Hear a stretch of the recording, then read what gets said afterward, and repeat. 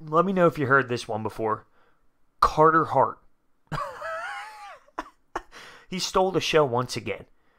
It's ridiculous how much he changes the team. The broadcast even mentioned it. They can see the bench, the excitement when he's out there, when he's making these unbelievable saves. The bench goes crazy. The Flyers go nuts, and it obviously is a huge difference maker having this kid in between the pipes. When you take a look at it, we played the Red Wings yesterday.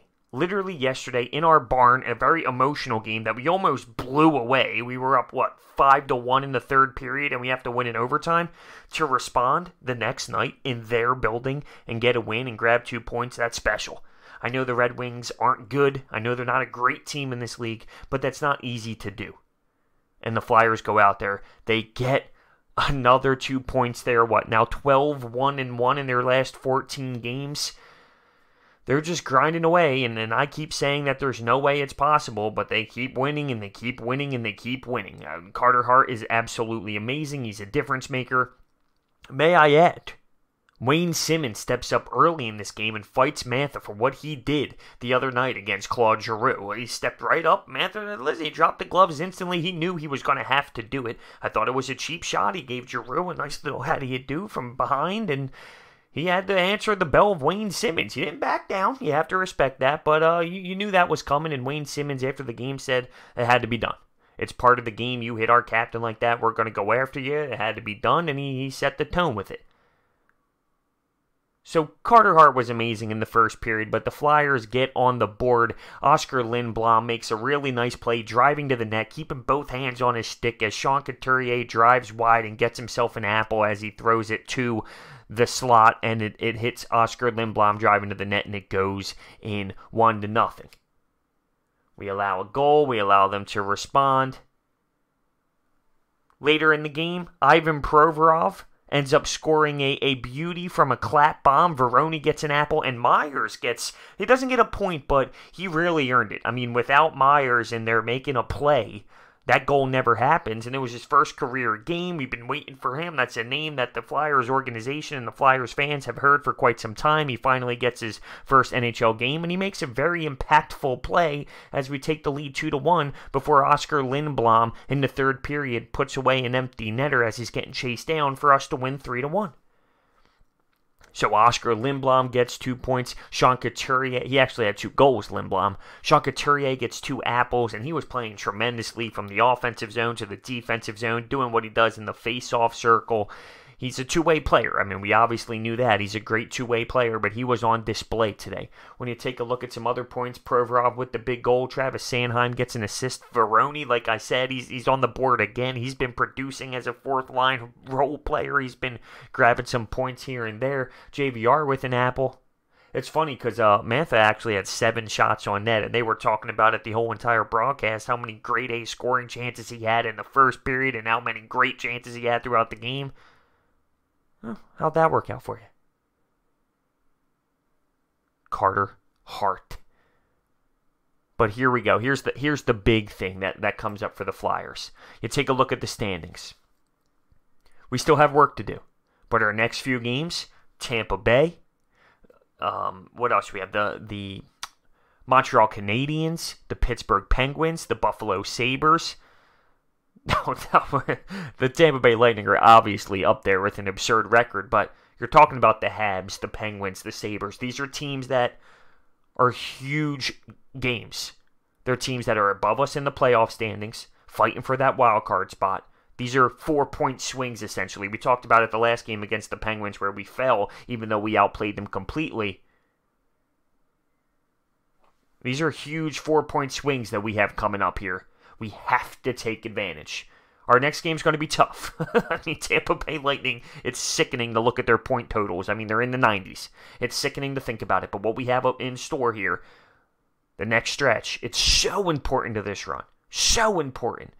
And the fact that the Flyers keep putting wins together, it's amazing. But it all starts with Carter Hart, who puts on another amazing display. Post to post, sliding all over the place, making absurd catches with his glove, using the blocker. He's all over the place. He's making plays happen. He's keeping this team in games, and that's something we did not have before. Keep in mind, this was a back-to-back for Carter Hart. So he actually physically played back-to-back games. We haven't seen that. We've seen him play the first, and then we throw in Stolarz. No, today was both. And after the emotional game where he let up 4 goals in the third period, he responds with that, with allowing 1 goal. Where there was a puck where he fought off the shot and it was laying in the blue paint, and Robert Haig didn't really tie up his guy very well, and they ended putting it in there. I'm waiting for that first shutout for Carter. I'm waiting for it. But the Flyers get it done. The Flyers get it done. It's ridiculous. It really is. It really, really is. I have no other words to say than it is just absolutely ridiculous what this team puts me through every single time I watch. But it is something I can watch. It is bearable to literally look at and watch. But I kind of want to take a look. So we are 28, 24, and 7. Looking at the NHL standings right now, as we speak, we have 63 points in 59 games. I can't believe we're 28, 24, and 7. That's absolutely absurd. PTSD thinking about that stretch we had earlier in the season. By the way, they were talking about Scott Gordon and the way that he's using this team, the way he's using Claude Giroux, wing, center, getting him on the ice more, how much he adjusts his adjustments throughout the games and the way he uses the lines. They're really praising Scott Gordon. Now, personally, I don't think he's someone who's going to stay, because there's big fish out there, Quenneville. There's big names and guys that are just so great and have so much experience in this league when it comes to winning and veteran head coaches. I can't imagine Scott Gordon sticking around, with all due respect to what he's doing right now. But they were praising him on the broadcast. I would be shocked if he stays here with the Flyers and we sign him for a longer term, but they are giving him a lot of praise for what he's done, and they kind of have to. I mean, I know a big difference maker is the goaltender and actually having someone to keep you in games, but you have to give praise to the coach for what he's doing and the way that he's getting these lines clicking. Because guys like Nolan Patrick have been going. Guys like JVR are producing more points. So you gotta give him some credit. So anyway, back to the standings. The Lightning have 92 points. Oh my, I don't even want to think about it. But we play the Habs. Like I said, the Habs have 69. And they're in that wild card spot. The Penguins, 69. They're also in that wild card spot. And then you have teams like Carolina above us. We got a battle. We're 6 points back right now. The Habs still have a game in hand. Sabres, 63 points fighting with us. It's a dog fight right now. Where the Flyers have to make it into the playoffs. It's going to be so crucial. It's going to be so hard. It really is. But this stretch coming up is it. Because we're fighting with the squads that are ahead of us. And that's the way you make up ground, the 4-point swings. It can't go unnoticed. So I'm proud of this team for winning back-to-back nights, especially going through the heartbreak they almost put us through on Saturday at home. But they go into the Little Caesars Arena.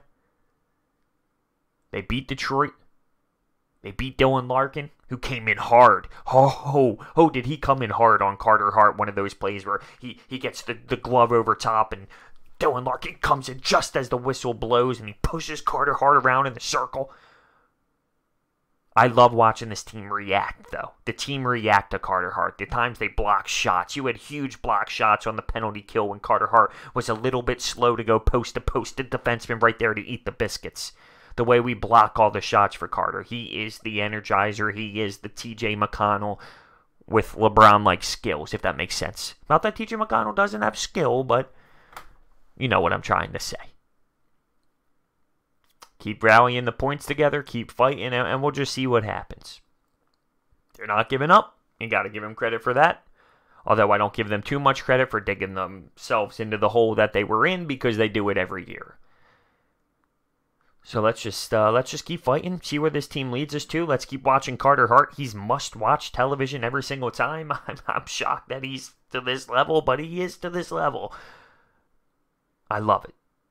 He's so poised. He's 20 years old. He's a good kid. I heard him on an interview on sports radio. He's giving his sticks out to little kids after the game. He just carries himself very well on and off the ice, and it's someone who's going to be here for quite some time. So I really am stoked to see him grow as a player, and he is what we kind of praised him to be. It doesn't always work out that way, so it's just exciting. It really is. I'm lost for words when I sit there and watch him. I'm just in awe. I'm just in awe. So stop me if you heard this before, but Carter Hart saves the day because the Flyers really did not play well enough to really win this game without Carter Hart. He had to come up huge, especially in the third period, especially in the first period. He was just coming up big. What's new?